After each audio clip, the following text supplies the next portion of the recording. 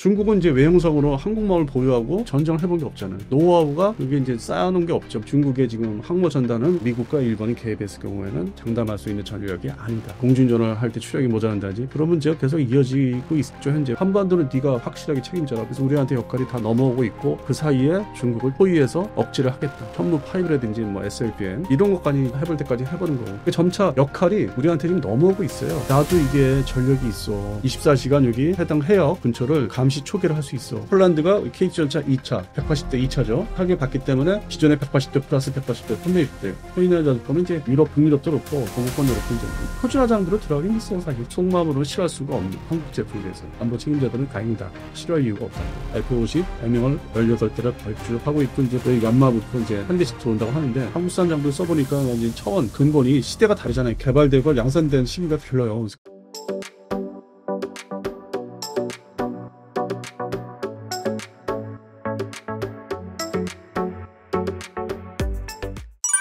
중국이 대만 상륙훈련 중 핵심 전력 제-25 함재기를 잃었다는 보도가 나왔습니다. 이게 사실이라면 훈련이 아니라 약점 노출 아닌가 싶은데요. 실제로 중국 항모전단의 전투력 어디까지 믿을 수 있을까요? 근데 이제 뭐 이런 중국 함재 전투기가 추락했다는데 이걸 일희일비하는데 저는 이런 뉴스 뜨면은 뭐 있을 수 있는 사건이다. 훈련 중에 뭐 미국도 지금 뭐 슈퍼넷도 뭐 통해 지역에서 작전하다가 뭐 떨궜다 실수로 그러니까 함상에서 이렇게 운반 이렇게 이동시키다가 뭐 잘못 건드려서 밑에 뭐 추락한다지 심해. 그래서 이런 거는 일어날 수 있는 사고고 사건 사고고 이 중국이 지금 보여준 그 항모전단의 실력은 2012년도에 공개된 이래로 라우닝함이죠.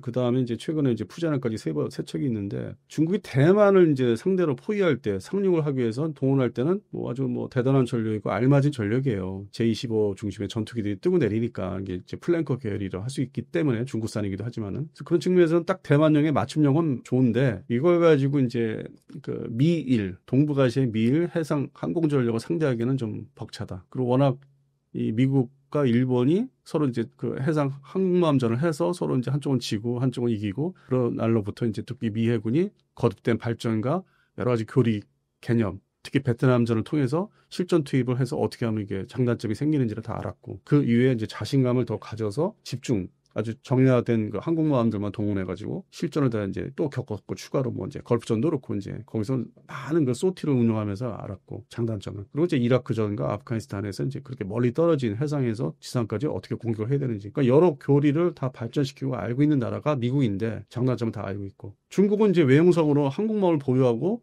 단순 훈련을 해본 거지 전쟁을 해본 게 없잖아요. 그러니까 노하우가 그게 이제 쌓아놓은 게 없죠. 물론 이제 이런 건 있어요. 저도 거기에 포함되는 사람인데 미국에서 발간되는 이제 뭐 책자라든지 뭐 인터넷상에 이제 발간되는 이제 나오는 거를 이제 출력해서 본다든지 이제 그거를 이제 보고 이제 배울 수는 있다고 하는데 책을 보는 거하고 그렇게 해서 연구하는 거하고 실제로 작전에 이렇게 붙어본 거하고 다른 거거든요. 그래서 그런 측면에서 이제 미국이 그 쌓여 있는 게 노하우가 많은 거고 거기에 항상 붙어 있는 나라가 일본. 일본은 이제 패전국이지만은 2차 대전 때 뭐 때문에 자기들이 졌는지 해상전에서 항공모함전에서 그걸 잘 알고 있는 나라고. 그래서 그날 이후에 2차 대전 이후에 미국의 주도하는 그 해상 자위대 전력이 10년 단위로 발전시킨 게 있어요. 그리고 지금 단계가 눈앞에 있는 게 외형상으로는 이제 그냥 뭐 항공모함은 아니라고 그러는데 드디어 이제 경항모를 이제 두 척을 이제 운영할 수 있게 됐고 그리고 본격 전력화 중국을 상대로 이제 한판 붙을 수 있는 시기가 2028년. 이게 무슨 얘기냐면은 모든 게 그 미국의 해공군 전력과 일본의 해상자위대 항공자위대 전력이 2027년에서 2028년에 맞춰져 있어요. 현대화, 최신 장비 현대화. 그다음에 지금 훈련이 다 그 시대를 상정해서 다 미리 시나리오를 만들어서 해보고 있고. 그래서 그게 이제 무서운 거죠.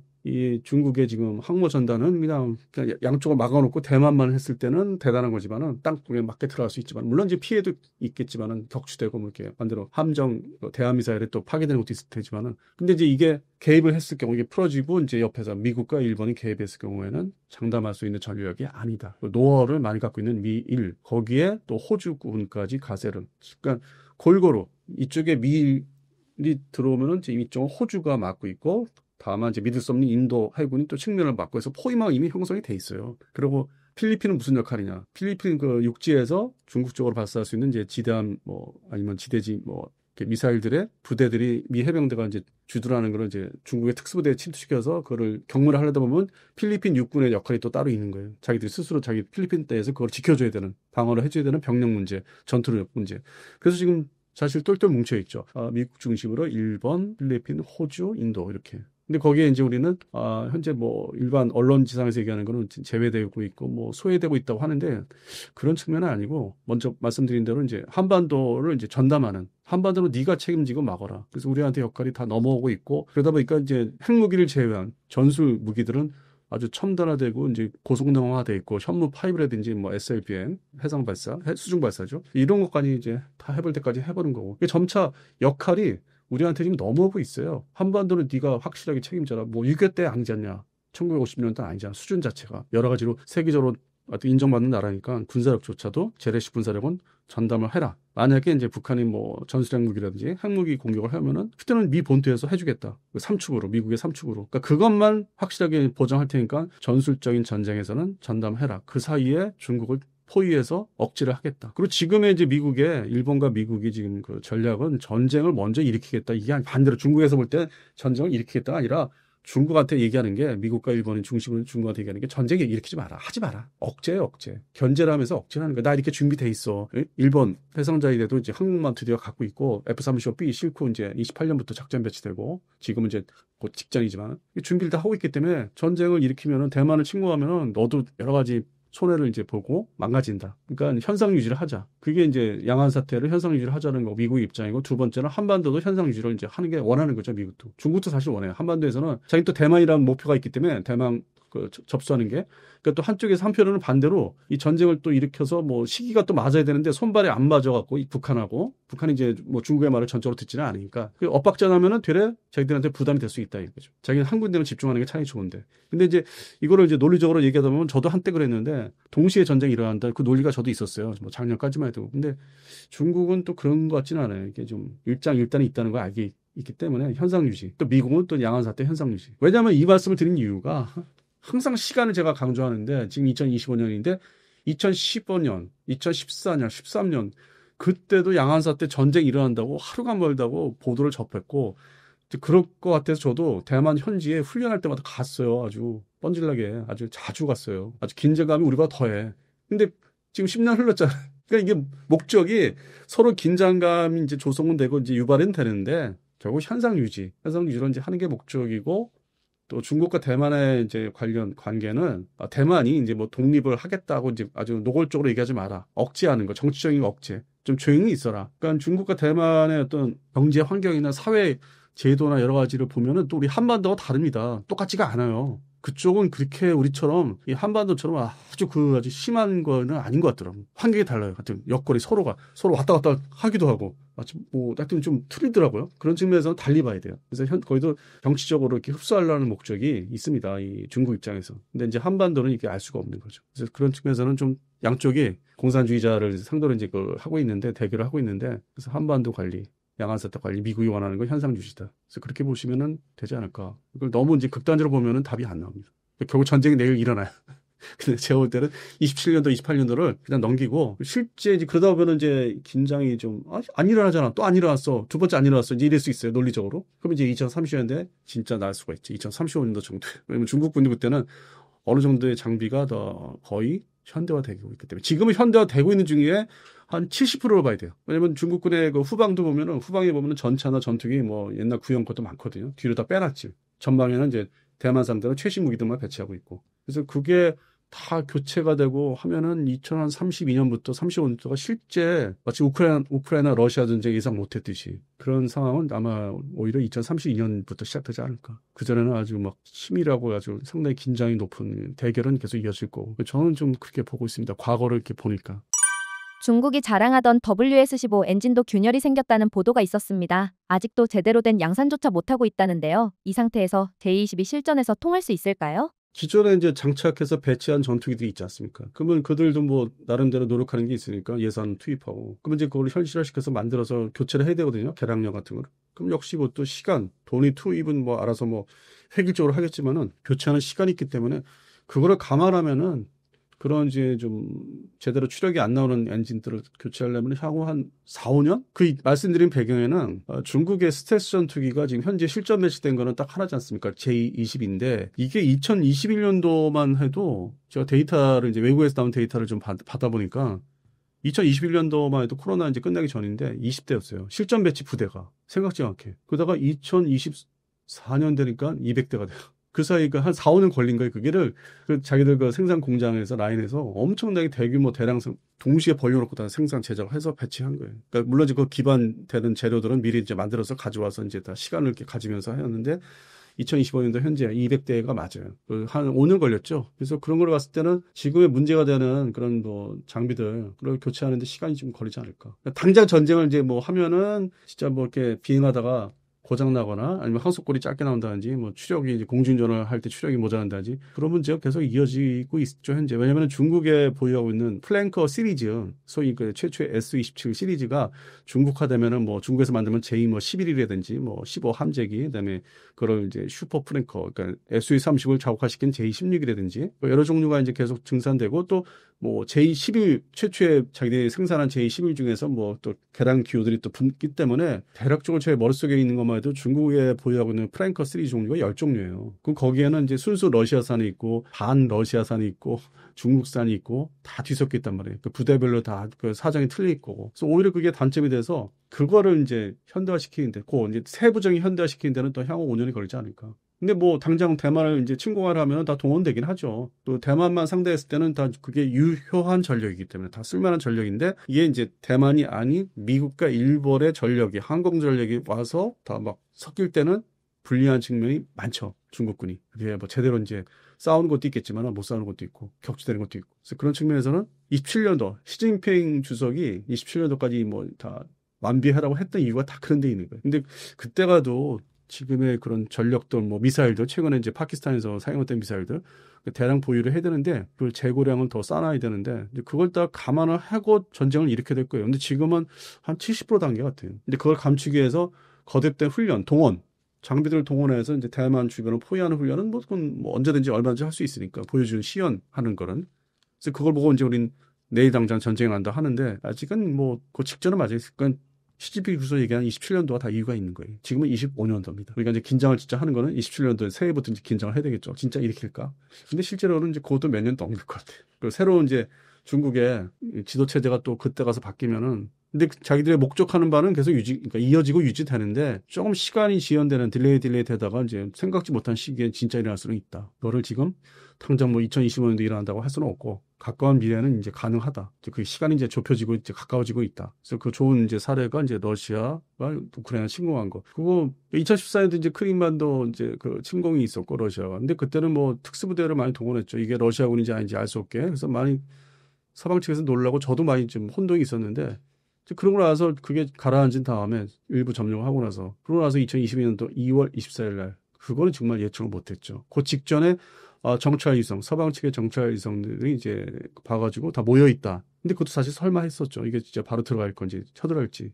그래서 그런 이제 중간에 긴장 완화했던 시간이 있었기 때문에 이게 주기별로 10년 단위로 이제 좀 보긴 해야 돼요. 그래서 2014년도에 14년도에 대만도 그런 상황이었는데 긴장은 상당히 높이 올라갔던 상황이 있었는데 지금이 다시 이제 그 시점이 됐다고 하는 건 맞아요. 근데 좀 유심히 이제 다들 긴장 관련자들 국제적으로 관련자들이나 뭐 미국 국방상이라든지 일본도 자위대 방위성도 그렇고 우리나라도 이렇게 지켜보고 있는데 요거 넘기면은 아마 또 다음 텀이 아마 2030년대 초반이 아닐까. 그렇게 이제 전망하는데 중간에 2027년도 있겠잖아요. 이제 애매하잖아요, 시간이. 그리고 시진핑이 지금 뭐 우리 유튜브 분야에서는 이제 그런 방송들이 많은데 흔들리고 있다. 뭐 퇴임할 거다. 뭐 이런 게 있었고 일반 지상파나 신문에서는 얘기 안 하는데 그래서 그런 것도 좀 변수가 있고. 그래서 지금 뭐 올해 잘 넘어가면은 글쎄요 한 2032년도가 또 주기별로 오는데 그때는 모든 장비를 중국군이 뭐 엔진 교체도 하고 좀 더 성능 좋은 걸로 다 이렇게 해서 자기 나름대로 평가를 해서 준비가 이제 됐다 쳐들어가자 하는 시기가 이제 올 수는 있죠. 근데 하여튼 올해 2025년도는 좀 더 긴장하고 지켜봐야죠.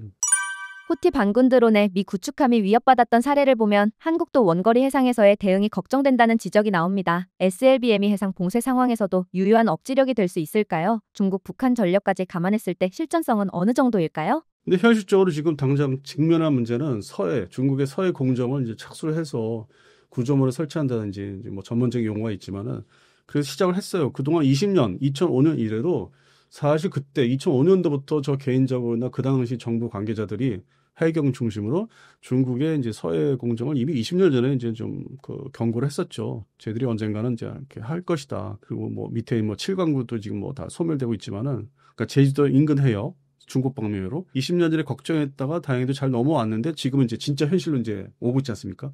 자, 그러면 이제 이때 전쟁을 하자는 게 아니라 중국 사람들은 뭐 치고받고 싸우자는 게 아니라 견제. 아, 나도 이게 전력이 있어. 그러니까 좀 함부로 대하지 마. 그리고 내가 24시간 여기 해당 해역 그 근처를 감시 초계를 할 수 있어. 우리 전력이 있어. 하는 걸 보여줘야 되거든. 시연. 그러니까 해군력의 목적은 시연인데 지금 문제가 되는 게 북한에만 집중하다 보니까 이 전력 건설을 좀 이상하게 좀 아주 불균형하게 했어요. 안 한 게 아닌데. 그리고 이제 툭하면은 뭐 SLBM 얘기하고 뭐 잠수함 얘기하는데 좋습니다. 3,000톤급 잠수함 도산 안 쳐먹고 이제서야 세 척 가지고 있어요. 이제서야 실전 배치. 그 무슨 얘기냐면은 동시에 건조를 많이 했더라도 3,000톤급 일본 해상 자위대처럼 3,000톤급 SLBM 발사할 수 있는 잠수함. 이거를 뭐 한 18척을 갖고 있어야 이게 진짜 견제력이죠. 그러니까 전술적인 견제력. 근데 지금 애매하게 세 척 있고 나머지는 214. 잠대지라든지 뭐 발사할 수 있는 능력은 이제 있는데 그러면 209 9척 얘가 이제는 저기 좀 계륵이죠. 쓸모없는 그러니까 완전 쓸모없는 북한 상대로 쓸모없는 건 아닌데 주변국 상대로 해서 얘가 역할을 제대로 할 수 있을까? 그냥 어뢰 발사용이니까 일부 두세 척은 이제 하프 발사 할 수 있지만 그래서 그 생각을 해봤어요. 그럼 수전력이 지금 제대로 건설되고 있느냐? 아직도 그 9척 지금 현재 3척이에요. 3,000톤급이 나머지 6척을 언제 다 실전 배치할 거냐? 이 문제가 대두되고 있고 그러니까 대량 동시에 건조를 했어야 되는데 한 척 한 척 발전하다 보니까 그리고 이제 서해 공정 문제 중국의 상대로 좀 건실한 그 호위함들 뭐 4,000톤 이상 5,000톤 이상의 호위함들이 많아야 되는데 지금 저게 상황을 보니까 2함대는 북한 순수 북한용으로 돼 있고 3함대는 교육 훈련이고 그 척수도 보유하고 있는 수상 전투함 호위함들이 뭐 4척 3척 되게 미비해요. 그럼 결국에는 기동전단이 동원되어 있다는 얘기인데 뭐 제주도에서 부산 해작사로 왔다 갔다 하는. 근데 이것은 또 그러면 이제 그 제주도나 부산에 있는 진해도 가 있어요. 왔다 갔다 세 군데로 왔다 갔다 해요. 수시로 부산, 진해, 제주도. 그럼 이게 옮겨진다 이거예요.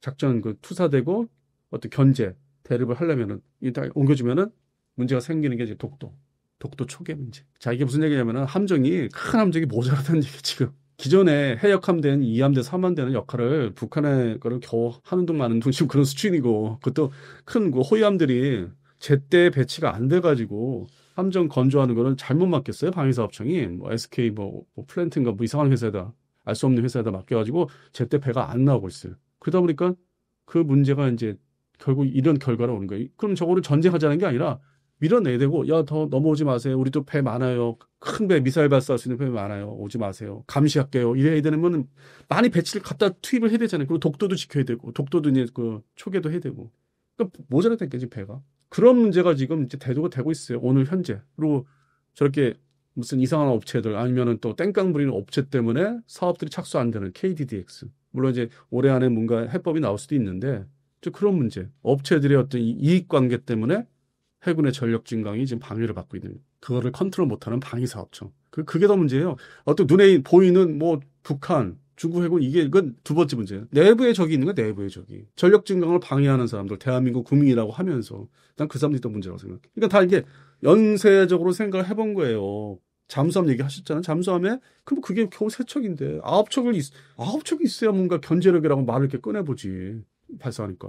발사관도 6개, 10개짜리. 지금 겨우 3척인데 나머지 214, 209는 벌써 옛날 개념이고 물론 이제 북한은 또 그거를 불안하니까 뭐 자기도 똑같은 잠수함을 한다, 뭐 그다음에 북한파 이지스함 뭐 한다 하는 게 이제 그런 거거든요. 근데 이제 그건 이제 시작이니까 그들 역시 뭐 좀 건설하려면 나름대로 자기들 확보하려면 시간 많이 걸릴 거고. 그래서 북한이 문제가 아니라는 거지. 지금 북한이 신형 뭐 쓰러진 배가 문제 그거 뭐 관심도 없어요. 쓰러진 거를 다시 세우는 건 나 관심 없어, 진짜. 그건 걔네들 문제야. 우리가 왜 관심을 해둬야 돼? 우리 전력 건설 내부의 적 때문에 지금 제대로 배 착수도 못하고, 그리고 엉뚱한 호위함 뭐 이번 6월 20일 날 겨우 한 척 나온다는 거, 그 회사에서 뭐 건조했다는 거, 말도 안 되는 회사에서 건조했다는 거, 그거 자기들이 제때 못 만드니까 전통적인 그 방산업체 가서 기술 달라고 뭐 끼우꼬려가지고 겨우 뭐 6월 20일 날 뭐 건조식을 갔는지 맞는지 모르겠지만은 그게 결과적으로 지금 서해 공정에 나가야 될 배들이 지금 모자란 거 아닙니까? 그게 더 문제예요. 지금 실제적으로 북한을 뭐 견제하고 뭐 수직 발사관 이게 그건 두 번째 문제라는 거죠. 그게 제 최근에 이제 서해 사태를 보면서 생각을 정리한 겁니다. 폴란드 국방장관이 더는 미그-29 못한다며 러시아 무기 전면 퇴출을 선언했습니다. 이건 단순 교체가 아니라 러시아 무기의 신뢰 자체가 무너졌다는 말 아닌가요? 실제로 러시아 전차와 미사일이 우크라이나에서 무너지는 걸 보면 신호는 확실한 걸까요? 근데 동구 유럽에서는 그 우크라이나 이제 그쪽 쪽에서는 아직도 러시아제 무기가 주력 무기예요. 특히 전차가 T-72 계열이 종류가 되게 많은데 뭐 M 시리즈로 해가지고 뭐 여러 가지 다 외울 수 없을 정도로 많아요. 그게 이제 500여 대가 또 주력이더라고요. 아직 전쟁을 이제 그 4년, 2, 3, 4, 5, 4년 차로 들어가는데도 우리가 이제 영상에서 보면은 다 파괴대가 없을 것 같죠? 아직도 500대가 주력이에요. 우크라이나 육군 자체만 해도. 그 무슨 얘기냐면 이제 옆에 있는 바로 붙어 있는 폴란드, 그다음 밑에 있는 루마니아나 이제 뭐 체코, 슬로바키아, 뭐 슬로베니아 다 있었잖아요. 거기서 이제 구소련제, 러시아제 무기들을 자기들이 줄 수 있는 건 다 줬어요. 그리고 지금 말한 이제 미그 29에 대한 거는 그 몰래 부품을 뭐 조달했다는 거는 뭐 러시아에 어떻게 침투해가지고 훔쳐왔다는 게 아니라 기존에 이제 미그 19가 전 세계에 많이 퍼져 있는데 사용국들이 많은데 그들 나라한테 원조를 받는 거죠. 왜냐면은 폴란드 공군도 아직도 미그 19가 외형상 갖고는 있어요. 있는데 이것까지 이제 막 주면은 자기들 전력도 비우는 거고 왜냐면 F-50이 안 들어와 있기 때문에 현재 F-35나 구형 무기라도 갖고 있어야 되는 존재하는 거 그 이유가 이제 그런 거고 갖고는 있어야 되고 넘겨서 바로 물건이 들어오면서 밀어내게 하는데 그걸 못 하는 거고 그러면 보유하고 있는 미그 29 중에서 한 절반의 부품을 속에 있는 부품을 이렇게 뜯어내서 보냅니다. 그리고 그건 이제 외형만 있고 아주 빈 껍데기 되는 거예요. 이게 비행할 수 없는. 그러니까 그걸 했다는 거예요. 그 부분을 독립전환시키려고 해서 하고 겨우 몇 대 행사용으로 이제 뭐 러시아한테 보여야 되니까 니네가 옛날에 뿌렸던 무기를 다 원조용으로 안 줬으니까 아주 고깝게 생각하지 마라. 일부 이렇게 그러니까 행사 때 한 4대씩 비행해. 뭐 F-50하고 비행한다든지. 이제 그런 정도는 남겨놓고 나머지는 그 부품 빼서 빨리 줘버려. 걔들 전쟁해야만 우리가 앞에 막아주니까. 그래서 그런 정도로 한계가 왔다는 거지 지금. 그리고 전 세계적으로 미그 29가 이제 사용한 나라들이 가동률이 다 떨어지고 있어요. 뭐, 예를 들어서 말레이시아는 그놈의 엔진 문제 때문에 사용하다 중단 때려쳐서 없애버렸고, 보관. 이제 그런 거가 있고, 페루군도 역시 사용한 기간이 오래돼서 가동률이 상당히 낮아서 뭐 2대, 3대밖에 비행할 수밖에 없고. 그러다 보니까 빠른 시일 내에 그 무기를 대체할 수 있는 전투기가 뭔가 찾아보니까 대한민국의 F-50이 뭐 한 2년 만에 전투기를 주니까. 그리고 가격이 저렴하고. 그래서 그런 측면에서 이제 이게 선호가 되는 게 그건 좀 다른 거죠. 필리핀 공군하고 또 다른 얘기지만. 그렇게 돼 있고. 그래서 미그 19를 얘기하셨는데 전 세계에서 뜯어다가 좀 조달해서 줄 어떤 부품이 이제 한계에 왔다는 거죠. 저 아프리카 국가에서 이제 뭐 미그 19나 S-27 갖고 있는 나라인데 워낙 뭐 아시다시피 아프리카는 말 안 들어요. 그런 거 협조 안 해. 원래 이 그쪽 지역이 서방 측하고 담싸고 살게 있기 때문에 가지고 있어도 조달이 안 되죠. 하다못해 이제 뭐 전차 부분 T-72를 이제 뭐 케냐군도 갖고 있고 모로코도 있는데 그쪽에서는 조달이 생각 외로 안 되나 보더라고요. 자기들 이제 끌어안고 있는 거예요. 주변에 또 환경이 있기 때문에 케냐도 주변에 소말리아라든지 뭐 이렇게 있지 않습니까? 수단이라든지. 그리고 모로코는 또 이제 그 뭐 사막 지역에 또 반군들이 있고 또 알제리하고 또 결혼지간이고 뭐 이런 게 있어서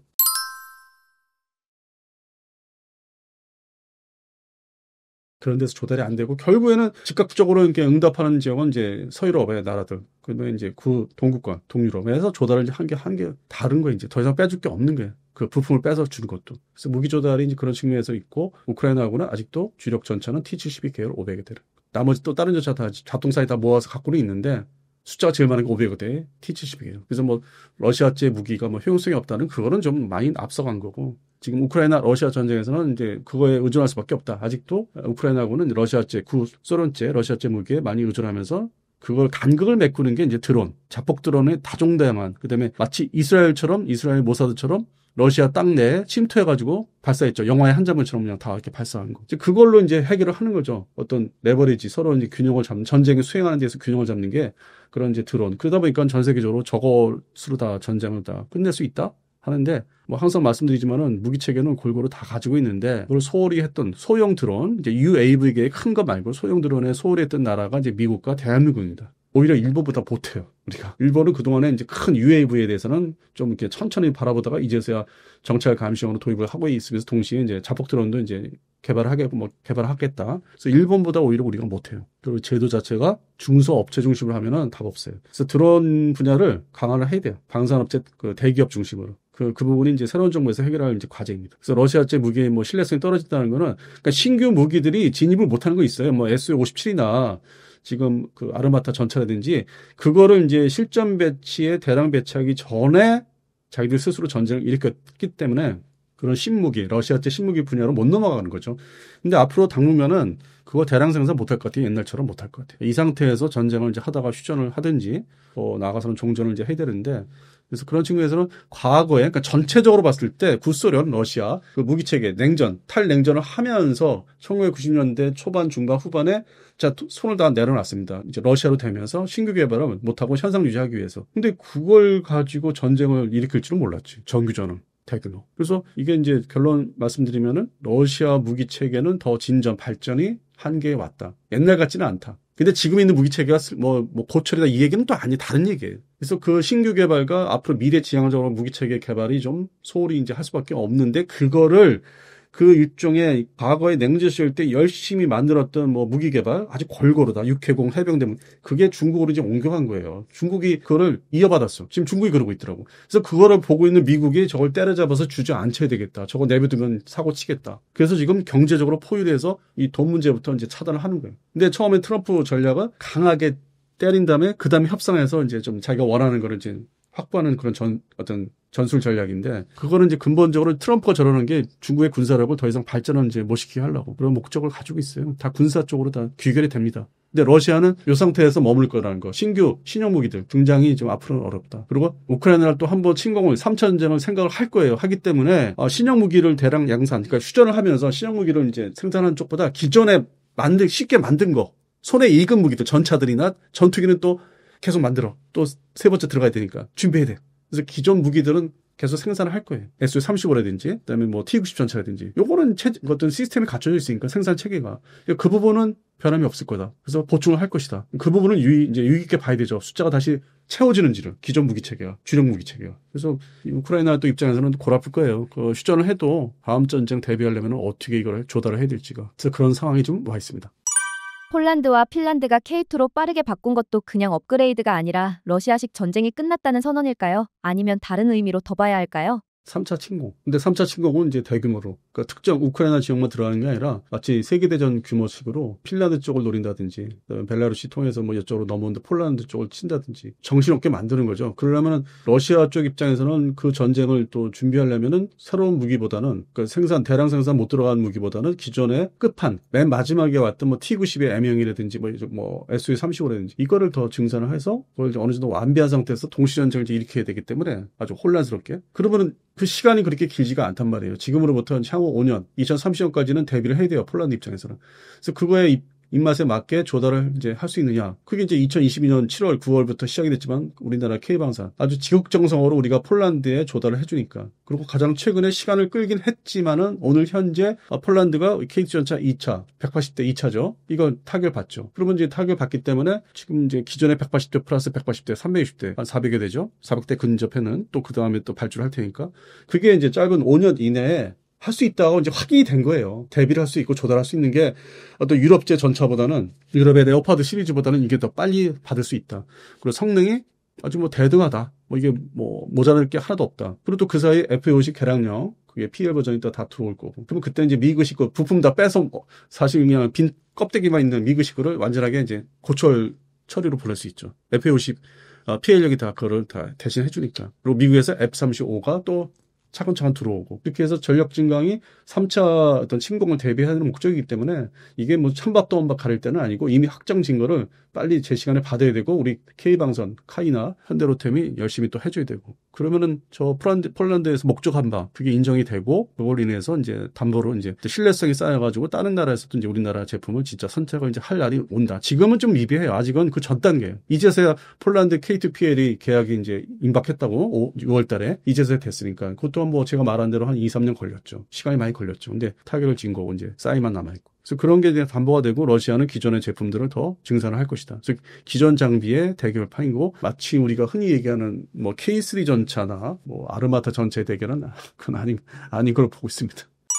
말레이시아도 중국과 러시아 기종을 제치고 한국 FA50을 선택했습니다. 국방부는 이미 검증된 능력이라며 중국 L-15, 러시아 미그-35를 밀어냈다고 밝혔는데요. 동남아도 이제 러시아, 중국 무기는 안 믿겠다는 신호일까요? 특히 말레이시아는 2015년도 전후로 해서 러시아제 미그-29를 도입해서 운영을 이제 했었는데 엔진이 그 수명이 짧아가지고 원하는 시간이 안 돼가지고 결국 이제 중간에 이제 사용 중단을 해버렸어요. 그래서 그날로부터 이제 고민을 많이 했죠. 러시아제 전투기의 한계를 이제 바라보고, 근데 또 한편으로 이제 대형 전투기인 SU-30을 이제 가지고 있는데 그것도 운영 유지가 그렇게 쉽지는 않고. 근데 항공전력은 말레이시아 공군의 항공전력은 이제 35대, 37대 규모고 주변국에 비해서 좀 규모가 작아요. 그리고 더 작은 나라가 있죠. 필리핀이 있는데 이 말레이시아는 전통적으로 싱가포르나 인도네시아, 태국하고 경쟁하는 여러 가지 심리적으로 경쟁하는 군사력도 경쟁하고 대등하게 가야 되는 그래서 그런 측면에서 미그 29에 너무 실망을 해가지고 러시아제는 이제 배제를 하는 거죠. 사면 안 되겠다. 그 후속 군사 지원도 뭐 돈만 많이 달라고 그렇지 제대로 이제 그걸 해주지도 못하고 딱딱 그 시간에 맞추고 틀에 맞춰서 그걸 못하는 걸 겪었기 때문에 벗어나서 이제 유럽제 전투기로 살펴봤는데 뭐 가격만 비싸지 뭐 이렇게 조달하기 또 쉽지도 않고 그래서 이제 이것저것 따져보다가 이제 폴란드가 2022년 FA50을 발주하는 걸 보고서 근데 그동안에 이제 관심은 있었는데 이 동남아 국가들이 이제 태국이나 인도네시아, 필리핀이 도입을 하니까 자기도 이거 사야 되나 이제 고민을 하다가 이게 모든 조건이 맞아가지고 폴란드가 이제 이거를 개량용으로 가져간다 하니까 자기들 조건은 기존 버전이 아닌 개량 버전에 한해서 발주를 이제 하겠다. 오랜 기간 이제 시간을 끌어왔는데 사주겠다. 그리고 그 전력이 들어오면은 기존에 영국제 호크 200계열 그 경전투기가 있는데 이거는 이제 1990년대 도입을 한 건데 이제 그 운영 수명이나 전투 능력이 이제 한계 왔어요. 그래서 거기에 딱 어떤 맞춤형으로 이제 들어온 게 FA50 M형이죠. 기존에 이제 미그 29 퇴역시킨 그 공백도 메꿀려 하다 보니까 골고루 없는 돈에 FA50으로 미그 29의 공백과 호크 200의 공백까지 이제 그냥 대체하면서 전력 화력, 공중 화력 투사할 수 있는 거 그거를 FA50으로 가면서 여기서 중요한 게 이제 엔진 문제인데 역시 앞서 말씀드린 대로 F404 미국의 제너럴 일렉트릭사의 F404 엔진이 이제 FA50 달렸지 않습니까? 장착되지 않습니까? 근데 이거를 사용을 해봤어요. 지금 하고 있어. 말레이시아 공군이 90년대 미국제 FA18 복자형 호넷 8대를 도입을 해서 잘 쓰고 있어요. 거기에 들어간 엔진이 F404.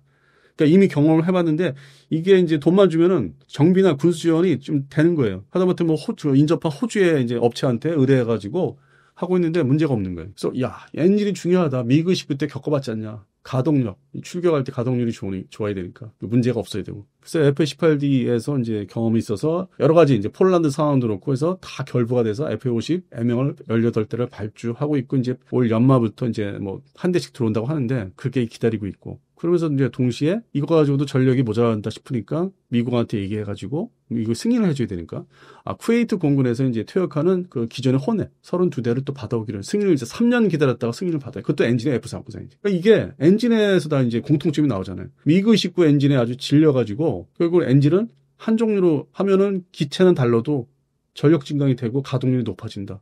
특히 FA18 호넷은 해상 타격 하프 미사일 발사하는 전력이다. 미국도 이거를 또 원하고 있는 게 간접적으로 그쪽 지역을 네가 좀 전담을 해라.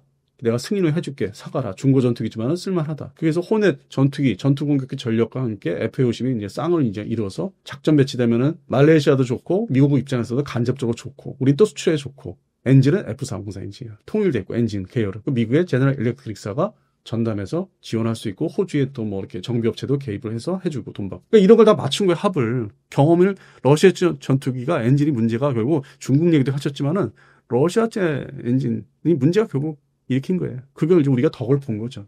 결과적으로.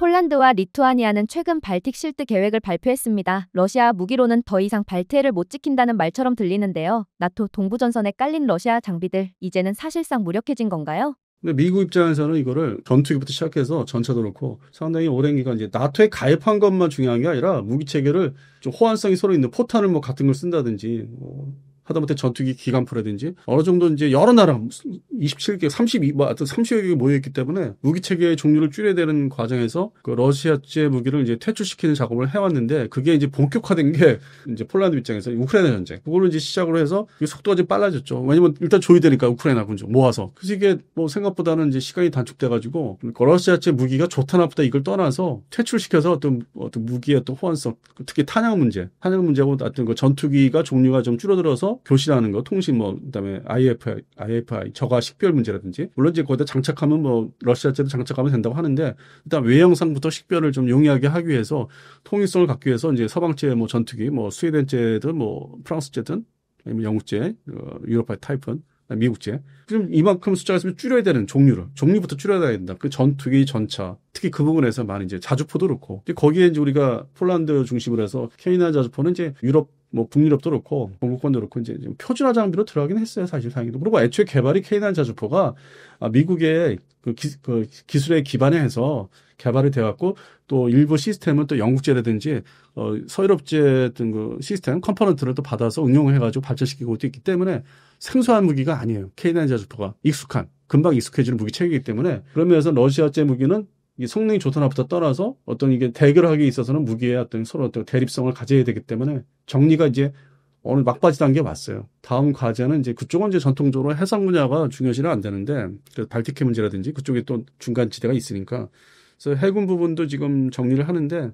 수상함, OEM 중심으로 그 중심으로 또 많이 또 현대화 작업이 들어가고 있죠. 근데 현재 진행되고 시작된 부분이 있고 자주포는 이제 꾸준히 될 거고 그게 이제 양대축이 되는 거죠. 기존에는 이제 미국제 M105 시리즈가 많이 전매했던 게 좀 줄어들면서 뭐 이태리제 뭐 M105 시리즈가 있고 그래서 여러 종류가 있던 거를 모아가지고 우크라이나 줬어요. 그게 M105 시리즈가 뭐 한 6종류가 가 있더라고. 그게 유럽에서 생산하는 종류만 해도 면허 생산. 그래서 그런 측면에서는 되레 글로 보냄으로 인해서 사라지는 거예요. 그 자리를 K9이나 뭐 좀 거만한 나라에서는 PZH-2000을 또 하겠지만은 그러니까 또 줄어드는 거예요.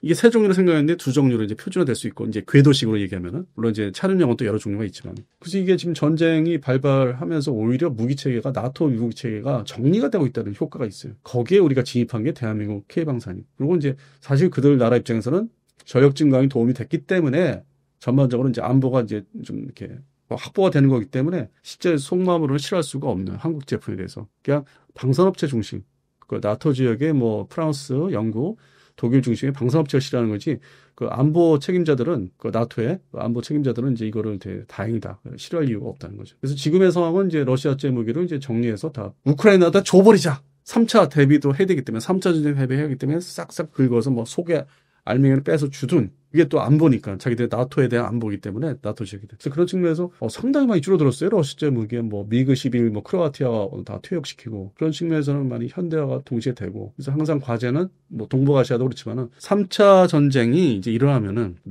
우러 전쟁 3차 전쟁이 되면 본격 전쟁이 아마 그때 가서는 이제 러시아도 우려하는 게 자기들이 또 일으킨다 하더라도 핵 전쟁을 갈 가능성이 있다고 얘기했어요 최근에. 다음 전쟁이 이제 자기들이 일으키면은 수행을 하면은 그 핵전쟁으로 갈 가능성이 좀 높아진다. 그리고 이제 동북아시아 오면은 대만 중심으로 무기 현대화, 그러니까 미사일 중심으로 2027년도 넘어가면은 대만과 일본도 투발할 수 있는 미사일 종류가 엄청 늘어나요. 지금 발주한 게 많거든. 그래서 어떻게 보면 2030년대가 동북아시아 지역이나 양아사 때, 그다음에 저쪽에 러우 전쟁이 또 정말 치열하게 더 확대되는 거는 또 앞으로 세 번째 시기가 아닌가. 근데 그 사이에 중동 지역은 좀 정리가 좀 됐으면 좋겠습니다. 시리아도 이제 뭐 다시 회복이 됐지만은 나머지 후티 반군도 정리가 돼야 되고, 그다음에 이란도 좀 평화롭게 좀 내려앉아야 되고, 핵무기 개발하지 말고.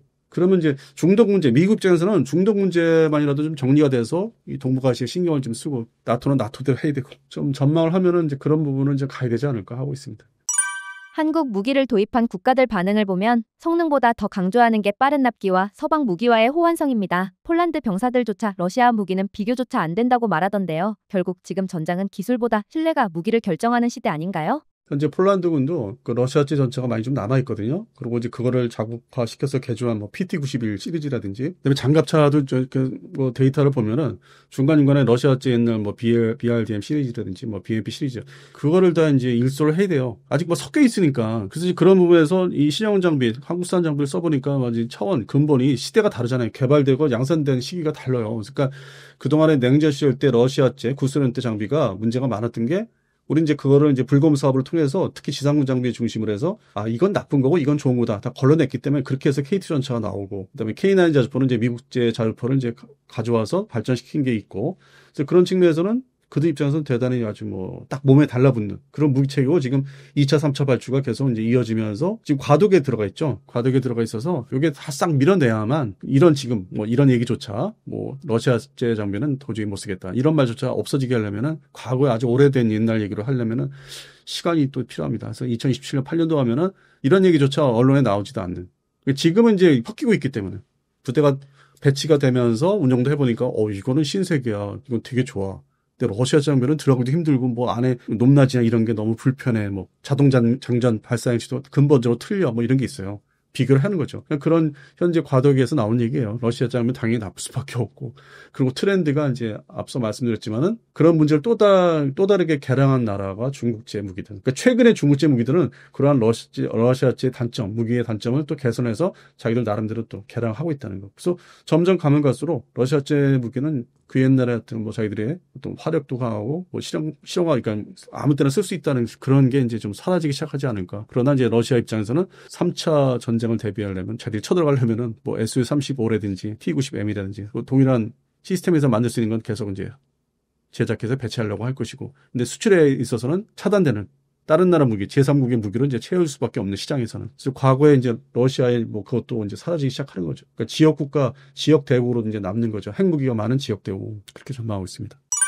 한국 무기가 동유럽을 넘어 동남아와 인도까지 퍼지고 있습니다. 빠른 납기와 맞춤형 현지화가 무기 시장의 게임 체인저가 된 건데요. 이 흐름이 계속 이어질까요? 아니면 전쟁 특수로 인한 일시적 현상일까요? 이것도 이제 K 방산도 우리 혼자 하는 게 아니기 때문에 무슨 뭐 전차 자주포는 이제 국산화율이 높아지고 있고 이제 그 단계로 진입했으니까 좀 다르겠지만은 이 항공기 분야, 이 전투기 분야에서는 이제 KF-11도 엔진이 뭐 여전히 미국제고 그러면 이제 서로 이제 미국하고 또 협의해야 되는 것도 있고 얽혀 있기 때문에 K방산은 지금 이제 안정권에 들어가고 이제 있는데 그게 이제 동남아 시장에서는 이제 미국도 한국제 무기의 어떤 진출을 이제 좀 같이 이렇게 도와주는 입장이고 그게 수출에 대해서 방해하지 않고 이제 이걸 벗어나서 중동 시장도 장악을 해야 되는데 거기는 워낙 복잡하기 때문에 유럽에 또 이해관계가 많고 서유럽에 그래서 거기는 좀 뭐 아직은 뭐 그렇게 전반적으로 장악을 못했고 한 두세 개의 나라를 이제 우리가 잡은 거기 때문에 한 25% 점유율이 있고 그리고 전통적으로 이제 돈이 없는 나라 아프리카는 좀 뭐 생각할 수가 없고 북아프리카 빼놓고 모로코나 이제 이집트 빼놓고 나머지 그 밑에 들어가면은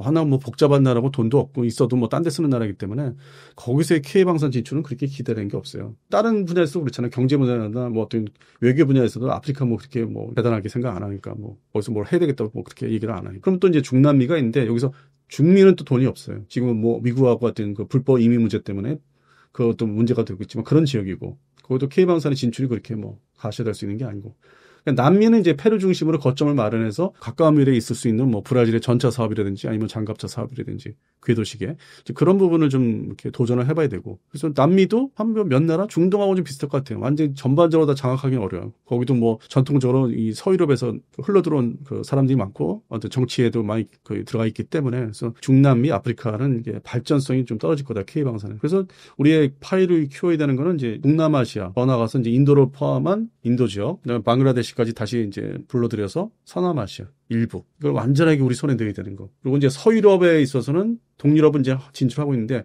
서유럽은 그것도 전망이 돈들이 있고 뭔가 사야 되는 그 어떤 구매 능력은 있는데 자기들 방산이 워낙 그 뭐 전통적으로 기술도 좋다 뭐 돈도 있다 해가지고 거기가 상당히 혼전이 예상되고 그래서 다시 돌아오면은 결국 동남아시아 시장을 다 장악을 해야 되지 않을까. 그래서 그게 더 나가서는 이제 베트남도 생각할 수 있는데 워낙 뭐 베트남 복잡하잖아요. 그리고 제가 베트남 뭐 K9 전차 자주포 얘기했다가 싫어하는 분들이 많다는 걸 알고 있고 왜 저긴 전통적으로 적화통일한 나라고 또 북한하고 친한데 굳이 우리 무기를 팔아서 또 이 기술이나 내용들이 뭐 북한으로 넘어가는 거 찜찜하다 그런 얘기 있고 그러다 보면 결국 뭐 태국, 뭐 인도네시아, 그다음에 뭐 말레이시아, 필리핀, 뭐 브루나이도 이제 포함시키고 뭐 호주도 들어가고 오세아니아지만은 뭐 뉴질랜드는 잘 모르겠고 작은 나라니까 뭐 구매력이 좀 떨어지고 그런 나라들 그다음에 캐나다에 잠수함 수출을 해야 되는데 그것도 아직 알 수 없고 그런 걸 생각하면은 지상 장비, 기갑 장비나 화력 장비, 포병이죠. 그다음에 전투기 부분에서는 한계가 어느 정도 보이긴 하는데 KF-11을 이제 몇 나라 다 추가할 수는 있고 근데 여기서 이제 신규 도전해서 개발해야 되는 분야가 역시 수상전투함하고 이제 잠수함 분야죠. 이건 아직 미지수예요. 터지기 직전이기 때문에 특히 이 잠수함 시장은 재래식 잠수함은 독일이 209급을 하도 많이 팔아가지고